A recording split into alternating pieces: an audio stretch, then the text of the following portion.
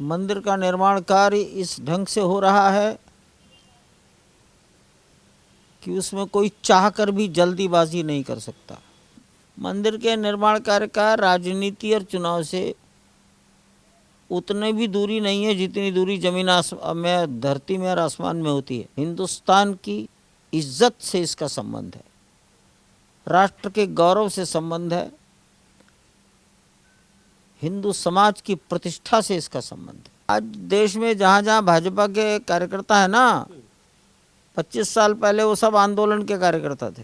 ऐसे लोगों में से अनेकों आज राजनीति में हैं, उन्हें इसका श्रेय लेने का पूरा अधिकार है। ये बातें मेरे विषय की नहीं है, मुझे किसी का उत्तर नहीं देना। उन्हें भगवान ने वाणी दी है, अपनी वाणी का उपयोग और दुरुपयोग ये करना उनका अधिकार है। आपातकाल में तो मैं जेल में रहा हूँ 19.5 महीने, और मैं राम जन्मभूमि आंदोलन में भी 48 घंटे जेल में रहा हूँ। नमस्कार, मैं हूं केशव मालान और आज हम मौजूद हैं अयोध्या नगर। जैसे ही नाम याद आता है या चर्चा होती है तो सबसे पहले राम मंदिर निर्माण की बात होती है। राम मंदिर निर्माण की प्रमुख जिम्मेदारी संभाल रहे विश्व हिंदू परिषद के नेता चंपत राय जी आज हमारे साथ मौजूद हैं, यानी कि खबर इंडिया से विशेष बातचीत के साथ मौजूद हैं। बहुत बहुत स्वागत है आपका खबर इंडिया पर। सबसे पहला कि राम मंदिर का निर्माण कैसा चल रहा है? राम जन्मभूमि पर मंदिर का निर्माण कार्य बहुत ही संतोषजनक, सही गति से, विचार पूर्वक चल रहा है। मंदिर का निर्माण कार्य इस ढंग से हो रहा है कि उसमें कोई चाह कर भी जल्दीबाजी नहीं कर सकता। ये मंदिर कंक्रीट का नहीं है, लोहे की रॉड डालकर कंक्रीट की दीवारी खड़ी करने का काम यहाँ नहीं हो रहा है। यहाँ पत्थरों को जोड़कर मंदिर बनेगा। मंदिर की नींव में भी पत्थर हैं, मंदिर का फर्श ऊंचा करने के लिए भी पत्थर जोड़े जा रहे हैं। इसलिए जो कुछ भी काम है वो बहुत ही दीर्घकालीन योजना को सामने रखकर कर रहे हैं। सामान्यतया पत्थर की आयु 1000 साल है, तो पत्थर के नीचे रहने वाली फाउंडेशन नींव भी 200-250 साल में ख़त्म ना हो जाए, इसका विचार किया गया है। इसलिए ज़मीन के नीचे लगभग 14 मीटर गहराई तक, 14 मीटर का अर्थ क्या होता है? लगभग 45 फीट गहराई तक बिना किसी लोहे के, कोई सरिया नहीं, कंक्रीट की एक चट्टान जमीन में बिछाई गई है। बिना नाप तोल के मैं कहता हूं, समझ में आने वाली बात कि लगभग मंदिर 2.5 से 3 एकड़ में बनेगा, तो इससे दुगने एरिया में वो चट्टान जमीन में डाली गई है। 14 मीटर गहराई तक है। अब इस चट्टान के ऊपर ग्रेनाइट के पत्थरों की 21 फीट ऊंची प्लिंथ तैयार होगी। उसे आप फर्श कह सकते हो। जब वो बन जाएगा तब मंदिर बनना शुरू होगा। बड़ी बात यह है कि जैसे ही इलेक्शन नज़दीक आता है तो राम मंदिर की चर्चा कुछ ज़ोरों पे हो जाती है। तो क्या मान के चलें कि राजनीतिक जो लाभ लेना चाहते हैं, या फिर आरोप लगाया जाता है कि भाजपा इसका राजनीतिक लाभ लेना चाहती है, ले रही है, तो उसे कैसे देखते हैं आप?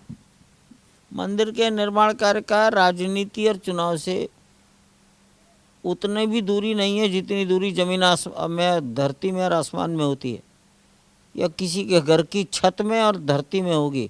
उतना भी रिश्ता इसका चुनाव और राजनीति से नहीं है। हाँ, भारत की, हिंदुस्तान की इज्जत से इसका संबंध है, राष्ट्र के गौरव से संबंध है, हिंदू समाज की प्रतिष्ठा से इसका संबंध है। पूर्वजों का अपमान जो अपमान ही नहीं मानते, किसी हिंदू को बगल में थप्पड़ जोर मार दे और तो भी कहे कोई खास बात नहीं है, ये तो प्यार में मारा है, तो ऐसे लोगों को तो मैं प्रणाम करूंगा। लेकिन जो अपने पूर्वजों के अपमान को अपमान समझते हैं, ऐसे हिंदुओं की इज्जत हिंदुस्तान में ऊंची करने के लिए, ऐसे हिंदुस्तान की इज्जत दुनिया में ऊंची करने से इसका सीधा संबंध है मंदिर का। चुनावी इसका कोई लेन देन नहीं है। अगर विरोधी चूंकि आज चुनाव चल रहे हैं तो निर्माण कार्य रोके नहीं जा सकते। लेकिन विरोधी पार्टियां अगर ये कहें कि अगर सुप्रीम कोर्ट ने इस पर फैसला लिया है तो भाजपा इसका श्रेय लेने की कोशिश क्यों कर रही है? आज देश में जहाँ जहाँ भाजपा के कार्यकर्ता है ना, 25 साल पहले वो सब आंदोलन के कार्यकर्ता थे। उन्होंने कहीं ना कहीं लाठी खाई होगी, अज्ञातवास में रहे होंगे, किसी ने अपनी दुकान बंद की होगी, और कोई 1990 और 1992 में 100-100 किलोमीटर पैदल चलकर आया होगा। ऐसे लोग या ऐसे लोगों में से अनेकों आज राजनीति में हैं, उन्हें इसका श्रेय लेने का पूरा अधिकार है। लेकिन बड़ी बात यह है कि जब अखिलेश यादव ये कहते हैं कि वही मुलायम सरकार थी कि जो कार्यसेवकों पे गोली चलवाई, लेकिन आज वो ये कहते हैं कि कृष्ण के अवतार में आ रहे हैं। कोई बात नहीं, ये बातें मेरे विषय की नहीं है, मुझे किसी का उत्तर नहीं देना, मैंने अपनी बात रख दी। अच्छा, मैं थोड़ा एक सवाल ये करना चाहूँगा। मैं आरोपों पर सफाई नहीं बल्कि ये कहना चाहूँगा कि जो आरोप लगाते हैं, चाहे वो राम मंदिर निर्माण को लेकर के लगाते हों, चाहे वो निधि को लेकर के लगाते हों, चाहे ज़मीन को लेकर के लगाते हों, ऐसे लोगों को क्या जवाब देना चाहेंगे? कुछ भी नहीं जवाब देना। उन्हें भगवान ने वाणी दी है, अपनी वाणी का उपयोग और दुरुपयोग ये करना उनका अधिकार है। भगवान ने उनको समझदारी भी दी है, बुद्धि दी होगी, उसको दाएं चलाना कि बाएं चलाना ये भी उन्हीं का अधिकार है। भगवान बाद में सोचेंगे मेरी दी हुई शक्तियों का इसने समाज की भलाई के लिए उपयोग किया कि दुरुपयोग किया, तो अगले जन्म में इसे क्या देना और कितना देना, देना कि नहीं देना, ये परमात्मा सोचेंगे। आपने आपातकाल का भी समय देखा है और आप आज भी देख रहे हैं, जो आप अयोध्या में रहकर के राम मंदिर का निर्माण हो रहा है, दोनों में क्या अंतर देखते हैं? आपातकाल में तो मैं जेल में रहा हूँ 19.5 महीने, 19.5 महीने जेल में रहा हूँ, और मैं राम जन्मभूमि आंदोलन में भी 48 घंटे जेल में रहा हूँ। देश में बहुत जागृति आई है। जी। आज का नौजवान देश के प्रति, अपने कर्तव्यों के प्रति, भारत के सम्मान के प्रति जागरूक हुआ है, ये खुशी होती है।